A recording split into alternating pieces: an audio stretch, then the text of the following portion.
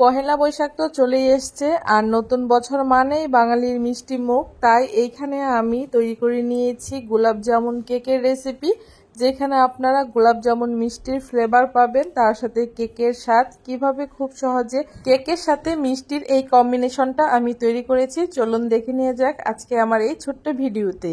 গোলাপ জামুন কেক তৈরি করার জন্য এখানে আমি একটা বাটির মধ্যে কাপ মেপে 1 কাপ টক দই দিয়ে দিয়েছি। এইখানে আপনারা একদম ফ্রেশ টক দই নেওয়ার চেষ্টা করবেন, কারণ টক দইটা যদি ভালো না হয় তাহলে এই গোলাপ জামুন কেকটা খেতে ভালো লাগবে না। দইটাকে দিয়ে দেওয়ার পরে এখানে আমি স্বাদ অনুযায়ী 1 কাপ চিনি দিয়ে দিয়েছি। এখানে আমি গোটা চিনি ব্যবহার করেছি, আপনারা চাইলে এখানে পাউডার চিনিও ব্যবহার করতে পারেন, সেক্ষেত্রে আপনারা 1.5 কাপ পাউডার চিনি ব্যবহার করবেন। খুব ভালো করে দই আর চিনিটাকে বেশ কিছুক্ষণ একটুখানি মিশিয়ে নিয়েছি। যখন হালকা একটু চিনিটা গলে গেছে ঠিক তখন আরেকটা কাপ মেপে আমি 1/2 কাপ এখানে সাদা তেল দিয়ে দিয়েছি, আর তেলটাকে দিয়েও খুব ভালো করে চিনি আর টক দইয়ের সাথে মিশিয়ে নিয়েছি। যখন দেখবেন চিনিটা একদম গলে গিয়ে এখানে খুব সুন্দর একটা ক্রিমি টেক্সচার এসছে, ঠিক তখন এখানে আমি একটা কাপ মেপে 1 কাপ সুজি দিয়ে দিচ্ছি। প্রথমে এখানে আমি মোটামুটি 2 কাপ সুজি ব্যবহার করব। প্রথমে 1 কাপ সুজি দিয়ে খুব ভালো করে মিশিয়ে নিয়েছি, আর তারপরে এখানে আরও 1 কাপ নিয়ে প্রথমে 1/2 কাপ দিয়ে একটুখানি মিশিয়ে নিচ্ছি, আর মিশিয়ে নেওয়ার পরে বাকি 1/2 কাপ সুজিও এখানে আমি ব্যবহার করব। সুজিটা অবশ্যই আপনারা আপনাদের পরিমাণ অনুযায়ী ব্যবহার করবেন। এখানে আমি সমস্ত উপকরণ কাপ মেপে ব্যবহার করছি, আপনারাও চেষ্টা করবেন উপকরণগুলোকে কাপ মেপে ব্যবহার করতে, তাহলে সমস্ত উপকরণ একদম পারফেক্ট হবে। 2 কাপ সুজি দিয়ে খুব ভালো করে মিশিয়ে নেওয়া হয়ে গেছে। এখন এখানে সামান্য একটুখানি দুধ দিয়ে দিচ্ছি, কারণ ব্যাটারটা আমার মনে হচ্ছে একটুখানি ঘন হয়ে গেছে, কারণ এটাকে রেস্টে রেখে দেওয়ার পরে সুজিটা ফুলে গিয়ে আরও বেশ অনেকটা ঘন হয়ে যাবে। তাই বেশ কিছুটা দুধ দিয়ে আবারও খুব ভালো করে একটুখানি মিশিয়ে নিচ্ছি। দেখুন ঠিক এইরকম করে অল্প অল্প দুধ দিয়ে আপনাদের যতটা প্রয়োজন পাতলা করার ঠিক ততটা করে নেবেন আপনাদের আন্দাজ অনুযায়ী।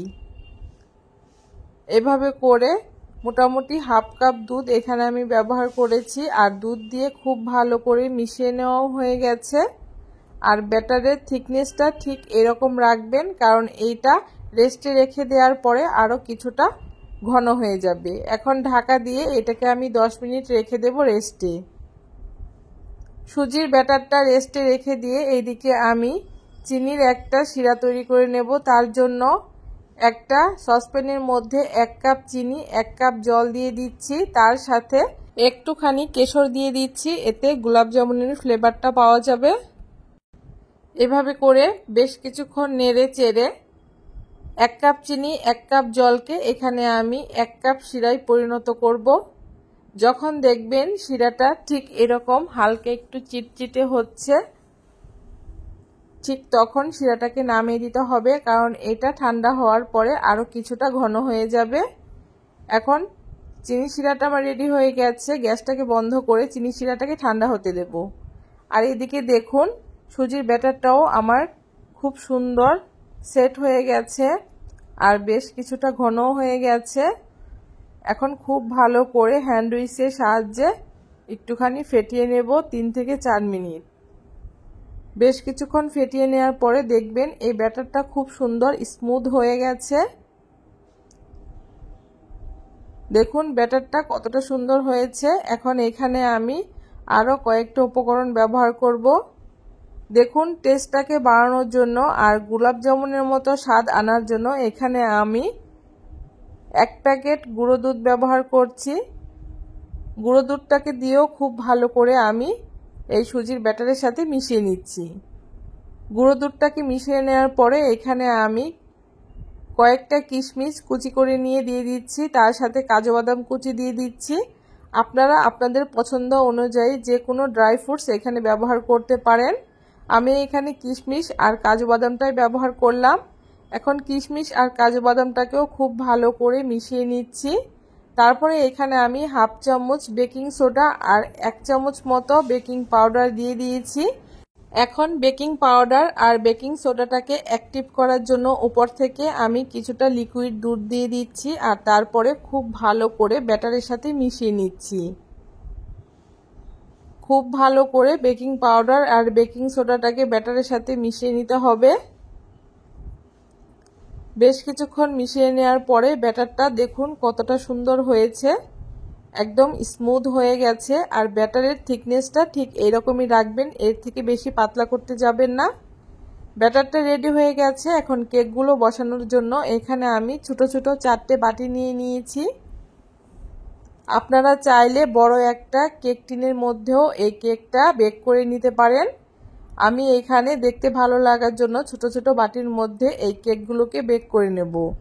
তার জন্য বাটিগুলোর মধ্যে খুব ভালো করে একটুখানি তেল ব্রাশ করে নিচ্ছি, যাতে তোলার সময় খুব সহজেই উঠে আসে।